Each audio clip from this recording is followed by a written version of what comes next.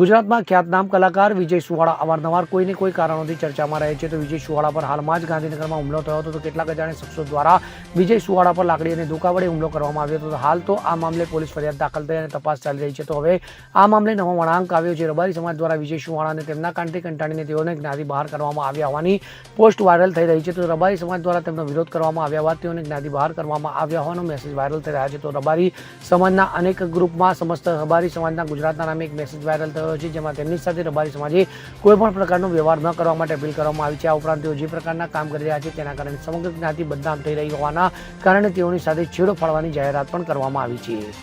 Bureau report CN24 news. હવે જુઓ દેશ દુનિયાની તમામ ખબરો તમારી આંગળીના ટેરવે. ઉઠાવો મોબાઈલ અને Google Play Store પરથી ડાઉનલોડ કરો અમારી CN24 ન્યૂઝ મોબાઈલ એપ.